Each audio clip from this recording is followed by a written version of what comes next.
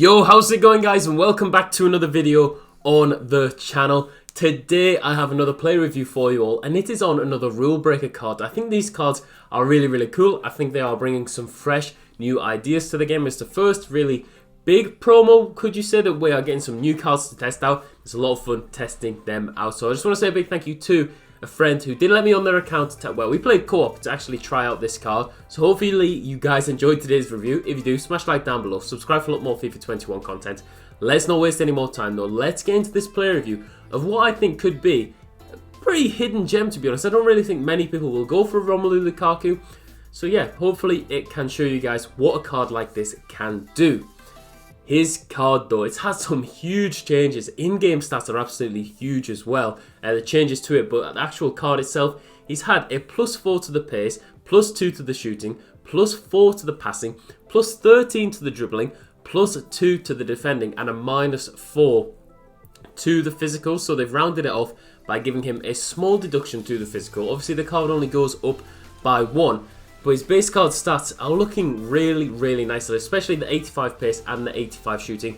88 dribbling on a Romelu Lukaku card is pretty unheard of, so it is really nice to see. He's 6'3", medium work rate, obviously left-footed, 3-star skill moves, 4-star weak foot, the standard procedure with Lukaku. Nice to see. It would be nice to see, a better work rate and better skill moves, but that's the type of player that he is in real life. In-game stats, 81 acceleration, 88 sprint speed, he's got 88 attack positioning, 88 finishing, 89 shot power, 76 long shots. I question that, guys, I do question that. You will see in-game why. 79 volleys, 80 penalties, 82 vision, 77 crossing, 70 free kick accuracy, 83 short pass, 75 long pass, 82 curve, 85 agility, 82 balance on a Lukaku card. I think them stats, the boosts are absolutely insane. 95 reactions, 88 ball control, 88 dribbling, 94 composure, some brilliant stats, 89 heading accuracy. I don't really think that's too good because he doesn't really compete to win the headers. It's a strange one. He doesn't really have the best heading in the game, I feel. 68 jumping, 72 stamina, 90 strength, 68 aggression. So he has all the strength, but he's not very aggressive. Kind of a weird one. Traits-wise, CPU, speed dribbler trait, and the power header trait. Guys, some really nice stats in there. I think it's a special card because of the boost that he has had, especially to the dribbling. I mean, the agility, the balance have had some insane boosts.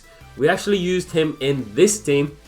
We used him next to Texeria. Obviously, we reviewed him earlier today. Next to Douglas Costa. Next to some really nice players. And I think that Romelu Lukaku plays well in a 2-striker formation, so that's what we did play him in next to Texeria. We actually put a Hunter on him as well, and I think we told him to get in behind. But that is enough about the intro, guys. It's time to get into the highlights, and I'll actually tell you some of the pros and cons for this card, because I think that if you've used a Lukaku in the past, I think I used him in FIFA 18 maybe, or FIFA 17, might have been FIFA 17 when he had that Team of the Season card at Everton. He felt absolutely fantastic. I really did enjoy him back then. I remember I packed his card untradeable and I used him for a very long time. I think around 700 games, which is quite surprising considering it was towards the end of the year. But this card just brought back the fun. It did bring back the fun with a Romelu Lukaku card. I think that Lukaku in real life is such a good striker. For cards like this, for players like this, it's a shame that they don't have a better card in game. But look at them goals in the background.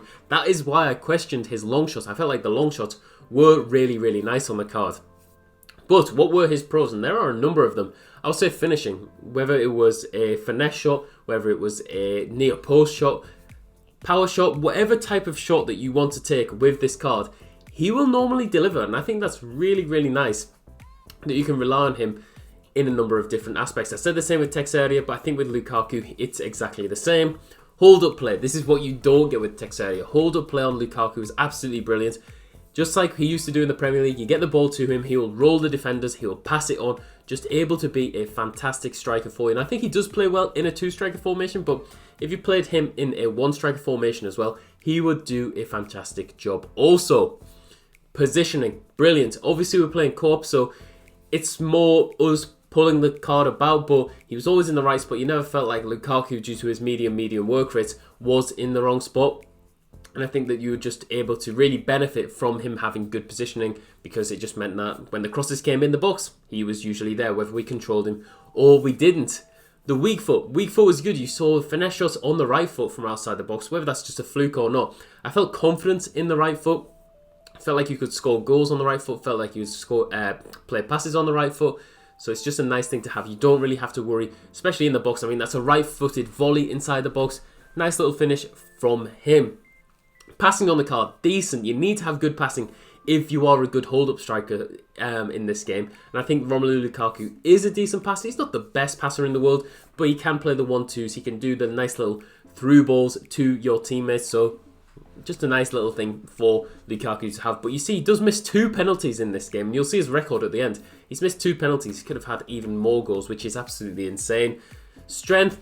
Obviously, it's Lukaku. He's going to be very strong in game. Poor aggression, but very strong, and that just helps him really with the hold-up play especially. His links are really nice. It links to Mertens, links to Nainggolan, obviously links to other Inter players. That's really important when you are buying a card.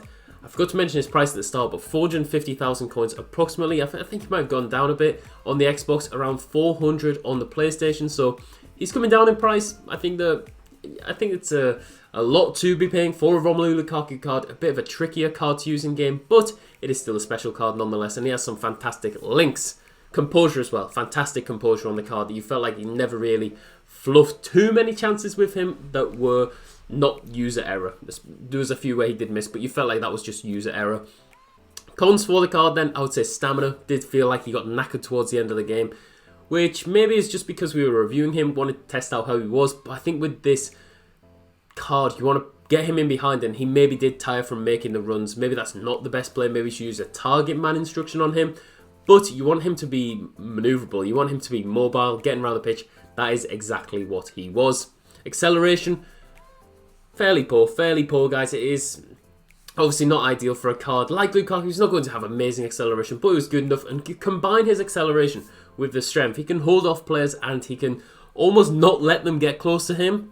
Sometimes I have to say he did feel clunky, despite the huge improvements to have 88 dribbling. When you have a guy like Lukaku, his body type in-game, he will naturally just feel clunky in-game. And I think that the jumping was quite poor on the card. I think that he didn't really do too much when we threw the high crosses in. He didn't really have much of an impact from them, so that was disappointing for me. I would have liked to have seen better jumping from Romelu Lukaku and better heading in the game. It was kind of, disappointing. I expected him to be a real aerial threat. Maybe he is from corners, but sometimes he just really didn't do too much.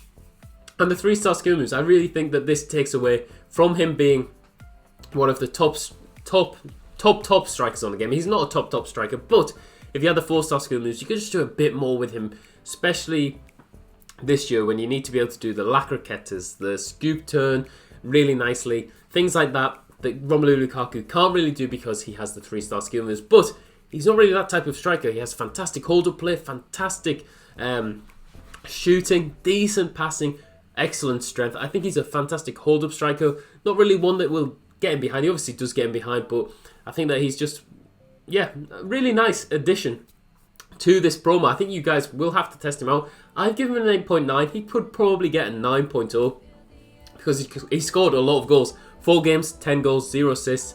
He probably could have got more goals if we didn't miss the penalties. But 8.9 for Lukaku. Hopefully you guys enjoyed today's review. If you did, smash the like down below. Subscribe for a lot more FIFA 21 content.